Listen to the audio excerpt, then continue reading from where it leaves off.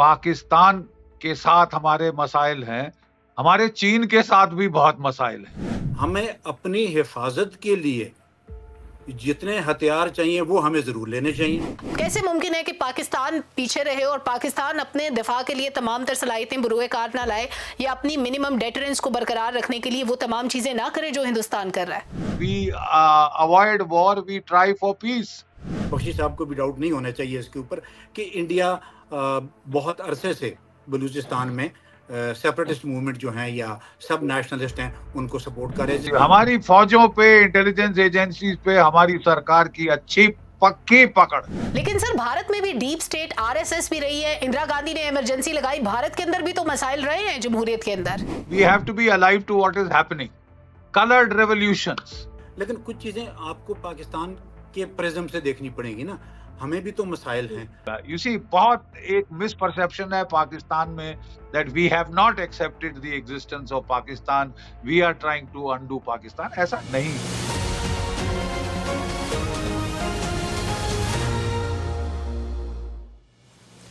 अस्सलामुअलैकुम नाजरीन, WNN trending के साथ मैं हूं सलमा कौसर। नाजरीन, हिंदुस्तान और पाकिस्तान दोनों हमसाया मुमालिक हैं, लेकिन बदकिस्मती से 7 दहाइयाँ गुजरने के बावजूद भी दोनों मुमालिक के दरमियान अमन का रिश्ता कायम नहीं हो सका। 1974 से ऑनवर्ड अगर हम हालात को देखें तो हमेशा हथियारों की एक दौड़ हमें नज़र आई, ख्वाह वो एटमी तजर्बात हों, हथियार ख़रीदने की बात हो या फिर मिसाइलों के तजर्बात हों, इन तमाम मामलात में भारत हमेशा पहल करता रहा। इस दौरान बहुत सी कीमती इंसानी जानों का नुकसान भी हुआ, बहुत सा माली नुकसान भी उठाना पड़ा और पाकिस्तान को मजबूरन इस दौर में शामिल होना पड़ा और खित्ते में अमन का ख्वाब एक ख्वाब ही रहा। इसकी वजूहात क्या थी, मुमकिना हल क्या हो सकता है, बात करने के लिए हमारे साथ आज मौजूद हैं भारत से दिफाई तज्जियाकार जनरल रिटायर्ड GD बख्शी साहब और पाकिस्तान से हमें ब्रिगेडियर रिटायर्ड इसहाक खटक साहब ज्वाइन कर रहे हैं। GD बख्शी, आपसे मेरा पहला सवाल कि जब हम अमन की बात करते हैं तो खित्ते के अंदर भारत का रोल एक बड़े भाई का है।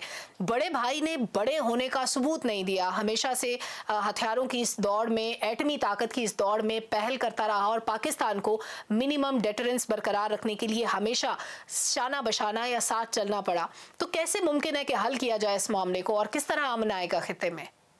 नहीं, बहुत जायज सवाल है। देखिए, बात ऐसी है कि भारत को ना सिर्फ पाकिस्तान के साथ हमारे मसाइल हैं, हमारे चीन के साथ भी बहुत मसाइल हैं। चीन दुनिया की सेकंड लार्जेस्ट आर्म्ड फोर्सेस है, largest navy in the world और nuclear power with almost 500 warheads. और हमारी झड़प एक जंग हो चुकी है 1962 में, अभी 2020 में फिर झड़प हुई थी। हमारी जो सरहदों पर तनाव है तो हम उसको नजरअंदाज नहीं कर सकते और हमको उसके लिए हमको जो है अपने हिफाजत के लिए, सुरक्षा के लिए कदम उठाने जरूरी पड़ जाते हैं। उनके बगैर तो काम चलेगा नहीं, क्योंकि आप बिल्कुल अस्वस्थ होके बैठ नहीं सकते ऐसे मुल्क के साथ जिससे एक बार तो जंग हो चुकी है और झड़पें आए दिन होती रहती हैं। तो हमको चीन का भी ख्याल करना है, लेकिन हमने देखा है कि जब हम चीन की तरफ प्रति मॉडर्नाइजेशन करते हैं, वहां पाकिस्तान उसको लेकर वो आप जो है कंपेटिटिव मोबिलाइजेशन और आर्म्स एक्विजिशन शुरू कर देते हैं। मेरा मेरा जाती तौर पे सुझाव है कि देखिए, इस वक्त पाकिस्तान की इकोनॉमी अच्छी हालात में नहीं है और ऐसे में मेरा ख्याल तो आपको ऐसे आर्म्स रेस में शरीक होने से परहेज करना चाहिए, क्योंकि ये आपकी इकोनॉमी को बहुत नुकसान पहुंचा सकता है। याद रहे, जो सोवियत यूनियन था वो एक आर्म्स रेस में लग गया था अमेरिका के साथ, जो अनसस्टेनेबल रही और बगैर एक गोली चले वो जो सोवियत यूनियन था साहब, वो 15 देश उसमें स्प्लिंटर हो गए। तो इतिहास तो हमको ये गवाह देता है कि हम बेवजह आर्म्स रेसेस में ना पड़े। हमारे पास कोई चारा नहीं, बिकॉज चाइना दुनिया की सेकंड लार्जेस्ट इकोनॉमी है, सेकंड लार्जेस्ट आर्म्ड फोर्स है और अगर वो बड़े जो हॉस्टाइल स्टेप्स ले रहा है, we have to defend ourselves. इसको इस नजरिए से देखें प्लीज। बिल्कुल ठीक है। जनरल साहब, आपकी बात को ही मैं ब्रिगेडियर साहब की तरफ लेके जाना चाहती हूँ। ब्रिगेडियर इसहाक साहब, जनरल साहब ने जो भी कुछ बातें बयान की कि पाकिस्तान के अंदरूनी मामलात ऐसे हैं या माशी हालात ऐसे हैं कि हथियारों की दौड़ में नहीं पड़ना चाहिए। ये मसाइल तो भारत के अंदर भी मौजूद है। भारत के अंदर अवाम के पास पीने का साफ पानी नहीं है, इतनी बड़ी आबादी जो गुर्बत से दो चार है, कई तरह के मसाइल हैं। तो इस सब के रहते क्या भारत को इस दौड़ में शामिल होना चाहिए? क्या भारत को हथियारों की खरीदो फरोख्त का सिलसिला जारी रखना चाहिए? देखिए, आपकी बात सही है, लेकिन बख्शी साहब की बात में वजन इसलिए है कि उनको टू फ्रंट पे लड़ना पड़ रहा है, पाकिस्तान के साथ भी और चाइना के साथ भी। तो वो फिर एक और उनकी मजबूरी ये है कि वो एक ग्रेट पावर का स्टेटस अचीव कर चुके हैं या करना चाहते हैं, या सुपर पावर की दौड़ में शामिल हैं, या एक रीजनल पावर तो हैं। ये तो एक्सेप्टेबल है। आर्म्स रेस में दोनों चीज़ें चल रही हैं। वो चाइना को भी काउंटर करना चाहते हैं, लेकिन साथ साथ चूंकि हमारी दुश्मनी बड़ी पुरानी है, 70 साल से ऊपर हो गए हैं, इसलिए उन्होंने हमें भी देखना होता है जब वो आर्म्स एक्विजिशन करते हैं, इसलिए कि बहुत बड़ा बॉर्डर हम शेयर करते हैं और हमने भी बदकिस्मती से जंगें बहुत लड़ ली हैं। तो इस वजह से उनको हमें भी देखना पड़ता है। अब जो बख्शी साहब की दूसरी बात थी वो बड़ी अच्छी बात है कि इकोनॉमिकली, जिसको हम कहते हैं ना कि आप इक्तिसादी तौर पर कितने ताकतवर हैं, उस ताकत के हिसाब से चाइना तो बहुत बड़ी इक्तिसादी कुव्वत है, बिल्कुल उसमें कोई शक नहीं है। इंडिया भी बहुत बड़ी इक्तिसादी कुव्वत है और वक्त के साथ साथ वो मज़ीद इम्प्रूव कर रहे हैं। हमें थोड़ा सा मसला है, हम इक्तिसादी तौर पर स्ट्रगल कर रहे हैं, हम मुश्किलात में हैं। हम उनको कम्पीट तो नहीं कर सकते। एक चीज़ ज़रा समझने की ज़रूरत है, हम उनको आर्म्स रेस में कम्पीट नहीं कर सकते। हाँ, हमें अपनी हिफाजत के लिए जितने हथियार चाहिए वो हमें ज़रूर लेने चाहिए, ये एक जायज़ बात है। लेकिन उस जायज़ बात में हमें अपनी जो इक्तिसादी हालात हैं उसको सामने रख के, लेकिन उसी जगह पर एक और चीज़ भी याद रखिएगा कि जब आप न्यूक्लियर आर्म्ड स्टेट हो जाते हैं, जिस तरह इंडिया भी है, पाकिस्तान भी है, तो फिर आपको कन्वेंशनल वेपन्स में से निकलना पड़ता है। आप फिर उसके ऊपर डिपेंडेंट नहीं रहते, आप फिर न्यूक्लियर पे डिपेंडेंट हो जाते हैं। और वो एक डिटेरेंस की थ्योरी है, वो हर कोई जानता है उसको अभी इस ज़माने में। तो हमें उसको डेवलप भी किया है और कर भी रहे हैं, और उसको हमने बतौर डिटेरेंस यूज़ करना है। ठीक। General Bakshi, I still have a question कि जहां माशी मसाइल की बात होती है, पाकिस्तान छोटा मुल्क है, छोटे मसाइल हैं, हिंदुस्तान बड़ा मुल्क है, बड़े मसाइल मौजूद हैं। ऐसे वक्त में जब हिंदुस्तान में बैरूनी कर्जों का हजम अगर हम देखें तो 648 बिलियन डॉलर से ज़्यादा है, और जो इसके अलावा अंदरूनी कर्जे हैं उनको अगर काउंट किया जाए तो ये बहुत बड़ा हजम बन जाता है। इस सब के रहते हुए क्या हिंदुस्तान अगर इस दौड़ में लगा रहेगा, अगर यही क्वेश्चन करता रहेगा, कैसे मुमकिन है कि पाकिस्तान पीछे रहे और पाकिस्तान अपने दिफा के लिए तमाम तर सलाहियतें बुरुए कार ना लाए, या अपनी मिनिमम डेटरेंस को बरकरार रखने के लिए वो तमाम चीजें ना करे जो हिंदुस्तान कर रहा है? नहीं, देखिए, जो मिनिमम डेटरेंस तो दोनों साइड से अब हो चुकी है, तो तभी मैं सोचता हूं कि फिर आपको, जब आपके पास न्यूक्लियर एक डेटरेंस अवेलेबल है, तो फिर कन्वेंशनल आर्म्स रेस में क्यों पड़ना। मैं बिल्कुल सहमत हूं जो वो कह रहे हैं, इसमें एब्सोल्यूट लॉजिक बिल्कुल फॉल्टलेस है। जनरल साहब, हथियार खरीदने के साथ साथ करप्शन के भी मसाइल दरपेश है। अभी राफेल तैयारे खरीदे गए और इस तरह ये जो सिलसिला चल रहा है, क्या इसका मतलब ये ना लिया जाए कि खिते पर जंग मुसल्लत करने की कोशिश की जा रही है? नहीं बेटा, देखिए, मैं फिर दोहराता हूं कि ये why are you looking at it कि ये हमारी तरफ डायरेक्टेड है। देखिए, असलियत ये है कि लाइन ऑफ कंट्रोल पे हमने आपको पिछले 3 साल से ज्यादा सीज फायर दिया हुआ है। There is a cease fire on the line of control. जो फायरिंग होती थी, तोपखाने चलते थे, मोर्टर चलते थे, स्मॉल आर्म फायर चलते थे, वो हमने बंद कर दिया है। बाजवा साहब के दौर में उन्होंने कहा था कि let's go for give piece a chance. हमने पीस को पूरा चांस दिया है। हमारी प्रॉब्लम है कि ये between the ends of nuclear deterrence, आपका आईएसआई का तबका, वो लोग कुछ कोशिश करते हैं कि किसी तरह से टेररिज्म को रिवाइव किया जाए। जम्मू एंड कश्मीर में, पंजाब में K2 प्लान है आईएसआई का, उसके तहत बेवजह अगर जब आप लोग नीडलिंग करते हैं तो फिर यहां से भी रिएक्शन आता है। तो अगर ये टेररिज्म को आप खत्म कर दें, क्योंकि ये प्रॉब्लम बहुत है, क्योंकि हम देख रहे हैं कि राजौरी पुंछ के इलाके में पिछले 2-3 साल से अटेम्प्ट किया जा रहा है रिवाइव करने का। हथियार जो है अक्रॉस द जो हमने फेंस बनाया है वो ड्रोन्स के जरिए गिराने की कोशिश की जा रही है पाकिस्तान में, जम्मू एंड कश्मीर में, which is not a friendly act and not in the spirit of the fact कि हमने आपको सीज फायर दिया हुआ है। So why don't you take that as a start point कि we have mutual ceasefire on the line of control, जहां आए दिन गोलाबारी होती थी, लोग दोनों तरफ शहीद होते थे, मारे जाते थे। तो from our side we are making all attempts।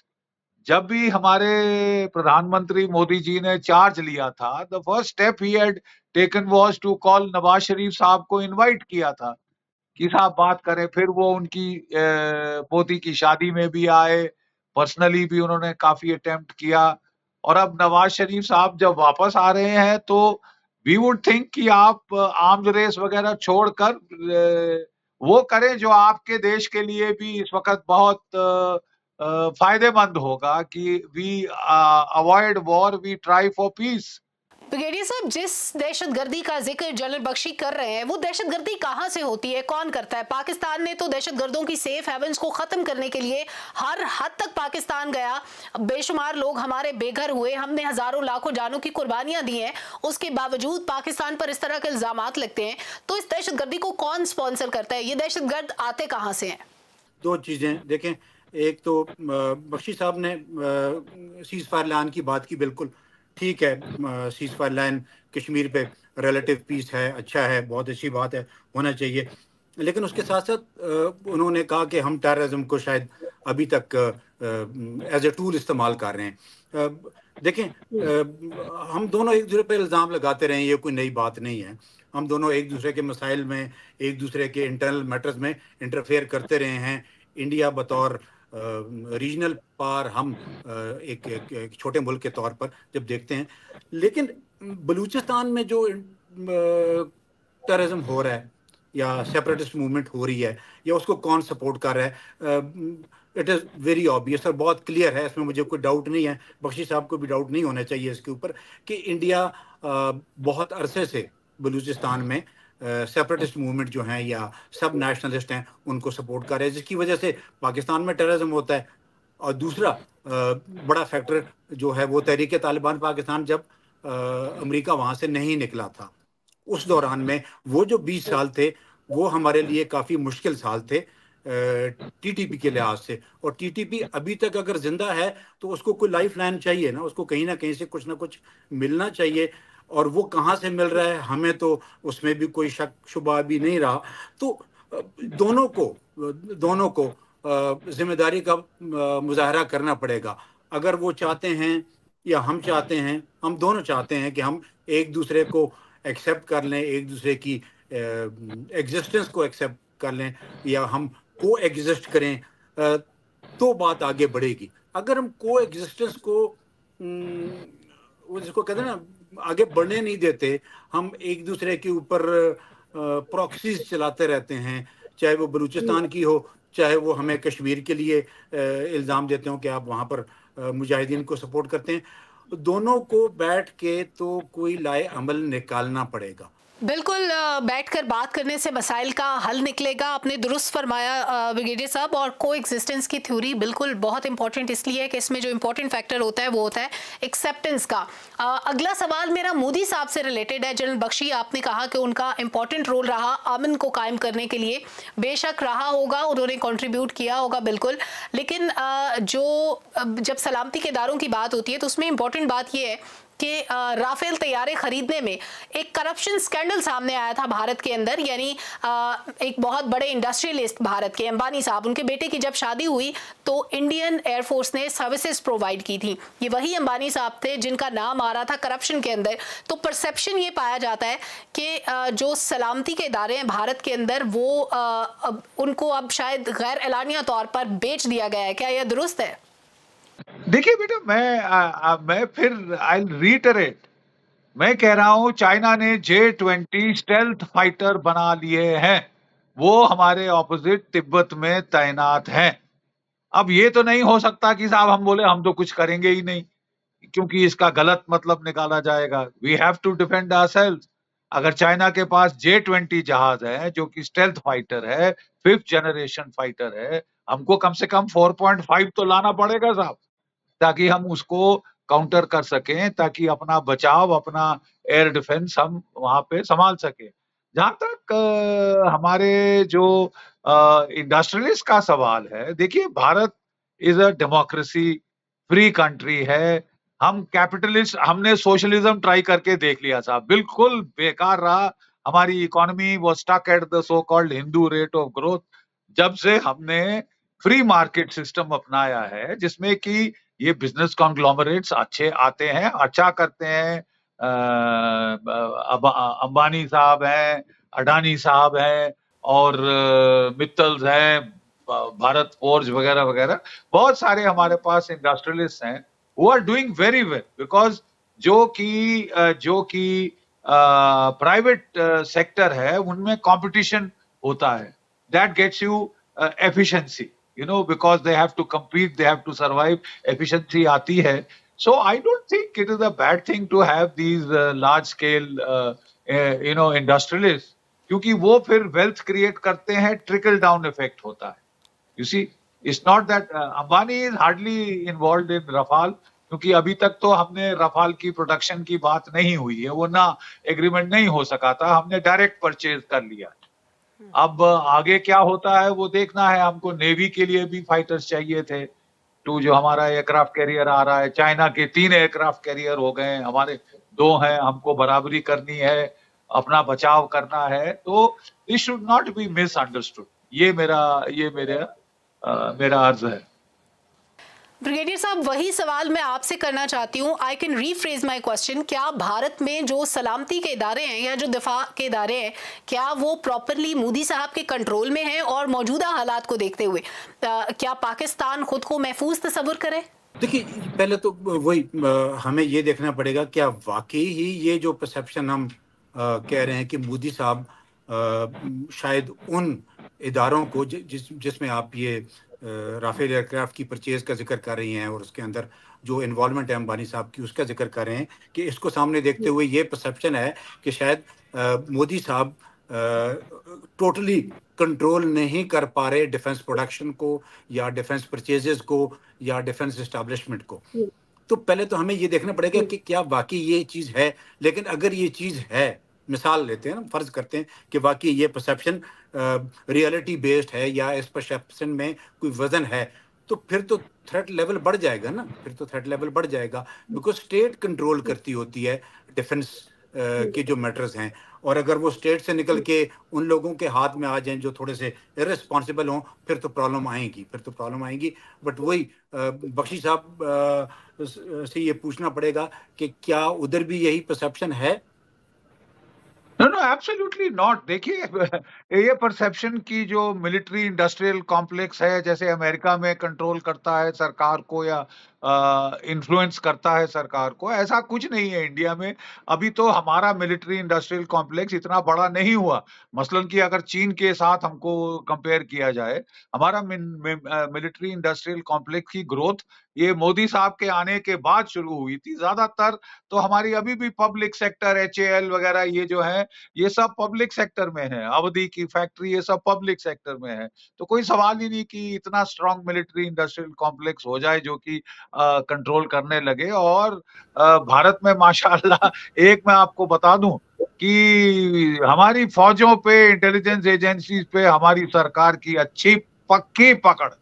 आप बिल्कुल बेफिक्र रहें, बहुत अच्छी पकड़ है, बहुत स्ट्रांग पकड़ है, वो हिल नहीं सकते सरकार की मर्जी के बगैर। ये एक बड़ा फर्क रहा है, माफ कीजिए, बुरा नहीं मानिए, लेकिन ये हकीकत है। पाकिस्तान का एक्सपीरियंस और हमारा एक्सपीरियंस, हम दोनों कॉलोनीज थे ग्रेट ब्रिटेन की, लेकिन आफ्टर इंडिपेंडेंस हमारी राहें काफी फर्क हो गई। 36 साल तो पाकिस्तान की फौज ने डायरेक्ट रूल किया है, और उसके बाद उन लोगों ने फ्रॉम बिहाइंड द सीन्स जैसे वो बोलते हैं ना, कठपुतलियां चलाई हैं, मोहरे चलाए हैं, फसाड ऑफ डेमोक्रेसी कई बारी रहा है, और पीछे से कंट्रोल पाकिस्तान की फौज, पाकिस्तान की आईएसआई, पाकिस्तान की डीप स्टेट का रहा है। ये आपकी प्रॉब्लम है, इसको हम पर प्रोजेक्ट मत करिए, क्योंकि हमारी डेमोक्रेटिक इंस्टीट्यूशंस काफी स्ट्रांग थी शुरू से, और उन्होंने फौजों पे बहुत, कोई कू नहीं हुआ भारत 75 साल हो गए साहब, कोई आप मुझे बता दीजिए कू या कू का अटेम्प्ट भी हुआ हो? नहीं हुआ है। ब्रिगेडियर साहब, जनरल बख्शी ने जो भी बातें की उसमें इल्जामात बहुत ज्यादा हैं और हकायक शायद थोड़े से कम हैं, तो जो भी इल्जामात पाकिस्तान पर लगते हैं उसको कैसे रिस्पॉन्ड करेंगे आप? देखिए, वो तो अनफॉर्चुनेट पार्ट है। देखिए, हम पॉलिटिकली स्टेबल नहीं रहे, पॉलिटिकली हमारे यहाँ प्रॉब्लम्स रही हैं। अब उसको हम निगेट तो नहीं कर सकते ना। बख्शी साहब की बात अपनी जगह पे, हमारा इंटरनल इशू है, इसीलिए स्टेबिलिटी का प्रॉब्लम रहा है ना, पॉलिटिकल स्टेबिलिटी का प्रॉब्लम रहा है। और सियासत में कंटिन्यूटी बड़ी इंपॉर्टेंट होती है। अनफॉर्चुनेट पार्ट है, अनफॉर्चुनेट है। उसकी क्या वजूहात थी, वो वजूहात हमसे बेहतर कोई नहीं जानता। लेकिन सर, भारत में भी डीप स्टेट आरएसएस भी रही है, इंदिरा गांधी ने इमरजेंसी लगाई, भारत के अंदर भी तो मसाइल रहे हैं जमहूरियत के अंदर। इंडिया के अंदरूनी मसाइल मेरा ख्याल है इंडिया बेहतर समझ सकता है। हमें जो चीज नजर आती है ना, वो यही नजर आती है कि वहां पर भी मसाइल हैं। वहां पर इंसर्जेंसीज के मसाइल बहुत ज्यादा हैं उनके। एक जमाने में 13 इंसर्जेंसीज चला करती थी इंडिया में। इसके अलावा बड़े मसाइल जो हैं वो ह्यूमन राइट्स के इश्यूज हैं वहां पर। अभी तो खैर वो रॉ की इन्वॉल्वमेंट और मजीद बढ़ गई है। ओवरसीज जाकर वो लोग, उन्होंने कनाडा, अमेरिका में, और अभी रिसेंटली यूरोप से एक वो उनको अमेरिका के हवाले कर रहे हैं। सिख जो सिख सेपरेशन मूवमेंट चल रही है, तमिलनाडु में चलती थी, उनका मुस्लिम प्रोसिक्यूशन का प्रॉब्लम है। ये बहुत सारे मसाइल इंडिया के अंदर के हैं, तो इनके ऊपर भी इंडिया को फोकस करना पड़ेगा, तब वो एक ग्रेट पावर के स्टेटस को अचीव कर सकेंगे। ग्रेट पावर का स्टेटस सिर्फ इस चीज़ में नहीं मिलता कि आपके पास आर्मी बहुत बड़ी है, आपकी इकोनॉमी बहुत बड़ी है, आपका लैंड मास बहुत बड़ा है, आपकी पॉपुलेशन बहुत बड़ी है। आपको एक हाईली रिस्पॉन्सिबल स्टेट रीजनली भी रहना पड़ेगा। पाकिस्तान को, ठीक है, हम एक छोटा मुल्क है इंडिया के मुकाबले में हर लिहाज से, चाहे वो इकोनॉमी है, चाहे वो मिलिट्री है, चाहे वो मैन पावर है, चाहे हमारी ग्लोबल स्टैंडिंग है। इंडियन ग्लोबल स्टैंडिंग हमसे बेहतर होगी, नेचुरल है, उसको एक्सेप्ट करना पड़ेगा। लेकिन उसी के साथ साथ इंडियन एटीट्यूड टुवर्ड पाकिस्तान, उसको इम्प्रूव होना पड़ेगा। अगर हम दोनों एक दूसरे को एक्सेप्ट नहीं करेंगे, specially India being big brother वाला एटीट्यूड जो है वो करना पड़ता है डेफिनेटली, तब रिलेशंस इंप्रूव करते हैं। General Bakshi, one more question. WhatsApp के हवाले से कुछ खबरें आ रही थी, तकरीबन 7 करोड़ अकाउंट ऐसे हैं जो व्हाट्सएप ने बैन कर दिए हैं भारत के अंदर, और इंडिया छोड़ने की धमकी भी दी है। What's the reason behind? कभी इंडिया क्रॉनिकल्स का जिक्र होता है, कभी इस तरह के फेक अकाउंट्स और फ्रॉड केसेस सामने आते हैं, क्यों होता है ये सब? हाँ, देखिए बेटा, ऐसा है कि दुनिया भर में आपको ये भी मालूम होगा कि हमको we have to be alive to what is happening. Coloured revolutions, हाँ, ये मिडिल ईस्ट में, यूरोप में, ईस्टर्न यूरोप में कितनी सारी ये CIA और इंटेलिजेंस एजेंसीज ने करी हैं, using the social media, using the WhatsApp, using texting. अगर आप फ्लैश डांस ऑर्गेनाइज कर सकते हैं ये व्हाट्सएप पे टेक्सटिंग करके, तो आप एक हॉस्टाइल क्राउड भी असेंबल कर सकते हैं जो जाके सरकार की इमारतों को अटैक करे या रॉयट करे या ये करे। तो इतना सिंपल नहीं है आजकल। People are not so innocent.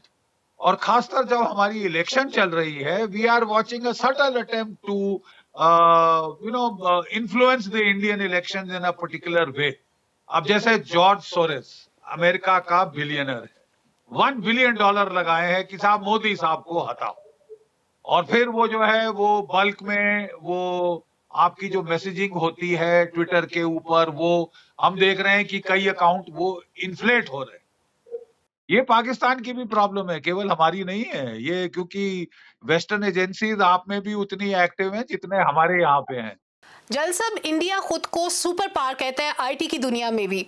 क्या इस सब के रहते इस तरह फेक अकाउंट्स चल रहे हों, इस तरह डिसइंफो लैब हमारे सामने आ रही हो, बेशुमार चीजें, क्या इस सब के रहते हुए भारत का ये दावा दुरुस्त है?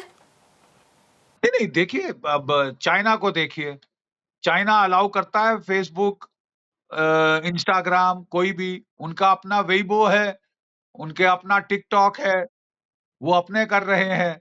जो बड़ी आईटी पावर्स हैं, they would like to have अपना होना चाहिए, क्योंकि जो देखिए वो उनके सर्वर चीन में, राइट? ये जो फेसबुक, ट्विटर, इंस्टाग्राम वगैरह, इन सब के सर्वर यूनाइटेड स्टेट्स में है। वो डेटाबेसेस कलेक्ट करते हैं आप पे और मेरे ऊपर, जबकि इंटेलिजेंस का लिए जो फायदा होता है, वो सेल्स के भी, आपकी एडवर्टाइजिंग सेगमेंटेड करने के लिए, अगर आप किसी एक साइट पे बार बार जाते हैं, आपको मेडिसिन की जरूरत है, तो आपको मेडिसिन की एड्स आनी शुरू होंगी, क्योंकि वो एनालिटिक्स करते हैं, उसकी मेटा एनालिटिक्स, जो डेटा आपका कलेक्ट करते हैं, वो फेसबुक के जरिए, इंस्टाग्राम के जरिए, ये इंटेलिजेंस के लिए इस्तेमाल हो रहा है।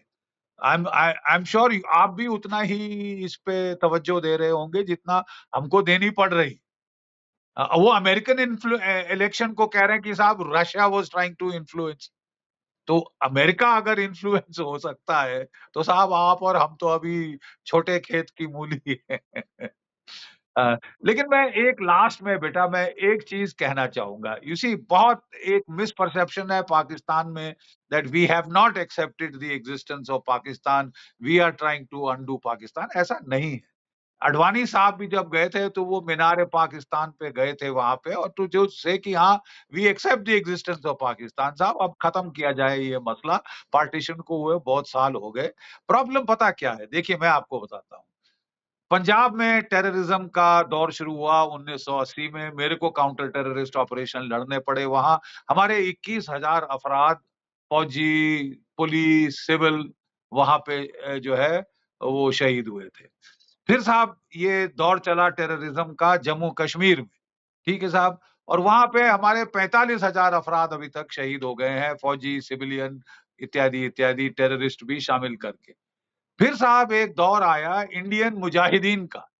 पाकिस्तान ने कहा, अभी तक वो फॉरेन टेररिस्ट आते थे पंजाब से, अफगान के टेररिस्ट आते थे, वहां के ट्रेंड लोग आते थे गफलत करने। तो अब साहब उन्होंने कहा कि जो सिमी एक ऑर्गेनाइजेशन थी, हमारी स्टूडेंट ऑर्गेनाइजेशन, उसको उन्होंने लिया और पैसे का लभावन दिया। उन्होंने साहब एक बॉम्बिंग कैंपेन शुरू किया पूरे हिंदुस्तान के शहरों में, और वो लो ग्रेड एक्सप्लोसिव बनाते थे साहब, ये जो अमोनियम नाइट्रेट जो फर्टिलाइजर होता है उससे, और एक नहीं कई लगाते थे। 15,000 अफराद हमारे वहां शहीद हुए। ये जो 10 साल कैंपेन चला, तो टोटल अगर आप लगाएं 21,000, 45,000, 15,000, कोई 80,000 भारत के जो शहरी हैं, नागरिक हैं, वो शहीद हो चुके हैं पाकिस्तान की आईएसआई के, ये जो हम समझते हैं हथकंडे हैं, और काफी एविडेंस है हमारे पास। मुंबई 9/11 हुआ, कसब आपका वहां पकड़ा गया, यू नो। तो इसलिए जो थोड़ा बहुत गुस्सा भारतवर्ष में आता है, वो इसलिए कि साहब औरतें, बच्चे मर रहे हैं जावेरी बाजार में, जबकि कुरान शरीफ में साफ लिखा है कि जिहाद में भी औरतों की जान, बच्चों की जान, बूढ़ों की जान बख्श दी जाए, राइट? और अगर हम टेररिज्म में टारगेट, ज्यादातर औरतें बच्चे टारगेट होते हैं, बुढ़े टारगेट होते हैं, जो बाजार में शॉपिंग करने गए हैं वगैरह वगैरह। तो ये जो है ना, ये थोड़ा सा एंगर और एंग्स्ट भारत में पैदा करता है। अगर टेररिज्म का मसाइल खत्म हो जाए, तो मेरा ख्याल हमारे बीच में कोई खास मसाइल रह नहीं जाएंगे। ठीक, ब्रिगेडियर साहब, पाकिस्तान पर हमेशा से इल्जामात लगते हैं और 80s ऑनवर्ड जितने भी फिगर्स अभी बख्शी साहब ने कोट किए, उसमें ऐसा नहीं कि सिर्फ वहां पर इंसानी जानें ज़ाया हुई, पाकिस्तान में जो इंसानी जानें ज़ाया हुई, जो शोहदा की तादाद है, वो बख्शी साहब ने जो बताया उससे कहीं ज़्यादा है। फिर पाकिस्तान के अंदर जितनी भी तखरीबकारी होती है, दहशतगर्दी होती है, बलूचिस्तान के अंदर जो कुछ होता है, इस सब के पीछे हम सबको पता है कि भारत है, प्रॉक्सीज को ऑपरेट किया जाता है।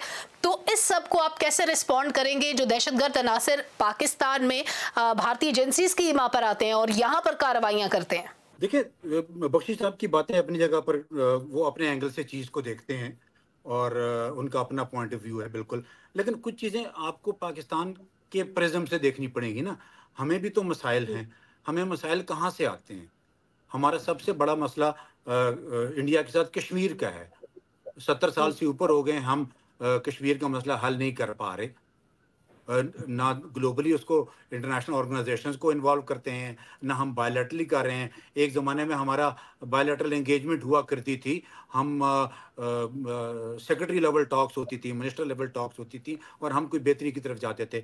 इसी के साथ साथ साथ हमारा इंडिया के साथ पानी का मसला है, इंडस वाटर ट्रीटी का एक बहुत बड़ा मसला है। लेकिन कमिंग बैक टू टेररिज्म, अगर इंडिया में 70-80 हज़ार, तो हमारी तो फिगर इससे बहुत बड़ी है। हम तो बलूचिस्तान को भुगत रहे हैं, ये तीसरी इंसर्जेंसी है जो चल रही है, और तीनों की तीनों कहाँ से सपोर्ट हो रही हैं, बख्शी साहब को भी इलम है, मुझे भी इलम है, उधर ही से सपोर्ट हो रही है। उसके बाद सिंध में एक ज़माने में मसला चला करता था, कराची हमारा बहुत अनस्टेबल रहा करता था, वहाँ कौन उसको सपोर्ट किया करता था, सिंधु देश का नारा किसने लगाया था? देखिए ये हर जगह होता है। उसके बाद आ जाता है हमारा KPK वाला मसला, जिसमें हमने TTP या जिसको terrorism, global war on terrorism के दौरान हमें कितना भुगतना पड़ रहा है, और अभी भी, और उनकी सपोर्ट कहाँ से आई है, हमारे पास भी बहुत सारे सबूत हैं। मैं खुद चूंकि इस चीज़ को देखता रहा हूँ, बड़ा क्रिटिकली देखता रहा हूँ, और उसी महकमे में रहा हूँ, मैंने खुद कई बार बलूचिस्तान का पूरी चीज़ें हमने शेयर की हैं इनके साथ। शर्मुल शेख में शेयर की थी हमने इनके साथ, कुरैशी साहब हमारे मिनिस्टर थे, हमने इजिप्ट में इनके हवाले किया था ये चीज़ें। तो देखें, सारा कुछ हमारा नहीं है, बहुत कुछ उधर से है, वो ये दोनों को रोकना पड़ेगा। सिर्फ हमारा we are not only at fault. देखें, वो कहते हैं कुलभूषण यादव वाला नाम बार बार हम रिपीट करते होते हैं, वो क्यों रिपीट करते होते हैं? इसलिए कि कोई इशू है तो रिपीट करेंगे ना। ईरान के साथ चाबहार का जो चाबहार में इंडियन एग्जिस्टेंस है, वो मुझे भी पता है। अफगानिस्तान के अंदर इनकी कॉन्सुलेट थी, इनकी वहाँ से ऑपरेशन चलते थे, मैं खुद रहा हूँ उस इलाके में, और मुझे पता है वो क्या क्या चीज़ें थी। तो देखो, रिस्पॉन्सिबिलिटी अगर स्टेट लेना चाहती है बड़ी, वो ये है कि हम एक दूसरे के साथ नॉर्मल नेबर्स के तौर पर रहना चाहते हैं, तो फिर तो हम आगे बढ़ सकते हैं। लेकिन अगर कोई एक फरीक भी, खास तौर पर बड़ा फरीक, ग्रेट पावर इंडिया, बड़ा फरीक अगर नहीं रहना चाहता, या हम भी अगर नहीं रहना चाहते, ये दोनों का बायलैटरल है। देखें जी, ताली दोनों हाथों से बजती है, उधर से भी कुछ एक्सेप्टेंस होगी, इधर से भी होगी, कुछ उनको छोड़ना पड़ेगा, कुछ हमें छोड़ना पड़ेगा। दोनों को अभी हमें भूल जाना चाहिए, या उसके ऊपर, वो पंजाबी में कहते हैं मिट्टी पा दो। लेकिन आगे अगर हम बढ़ना चाहते हैं, तो हमने एक दूसरे की जो फॉल्ट लाइन्स, हम उनको एक्सप्लॉइट करते हैं। आप मुझे तंग करोगे तो मैं पर फोर्स आपको जवाब दूंगा, मैं चाहे छोटा मुल्क हूँ, लेकिन मेरा हक बनता है कि मैं अपनी हिफाजत करूँ। उनका तो बड़ा मुल्क है, वो तो खुद हिफाजत करेंगे, लेकिन हम दोनों को एक दूसरे को किसी एक को नहीं, दोनों को मेरा ख्याल है सोचना पड़ेगा कि हम आगे बेहतरी की तरफ जा सकें। दोनों ममालिक को बातचीत के रास्ते भी खुले रखने पड़ेंगे, दोनों को एक दूसरे को तस्लीम भी करना होगा, एक दूसरे के लिए बातचीत के ऑप्शंस भी सामने रखना होंगे, और एक दूसरे को स्पेस भी देना होगी, तभी अमन की तरफ कदम बढ़ाना मुमकिन हो सकेगा और खित्ते में खुशहाली का ख्वाब भी पूरा हो सकेगा। बहुत शुक्रिया। जनरल GT बख्शी हमारे साथ मौजूद थे, और ब्रिगेडियर रिटायर्ड इसहाक खटक साहब हमारे साथ मौजूद थे, जहाँ से आज गुफ्तगू का सिलसिला ख़त्म हुआ है। आइंदा प्रोग्राम में यहीं से दोबारा गुफ्तगू का आगाज़ करेंगे। WNN ट्रेंडिंग से हमें इजाज़त दीजिए। आप देखते रहिए WNN ट्रेंडिंग।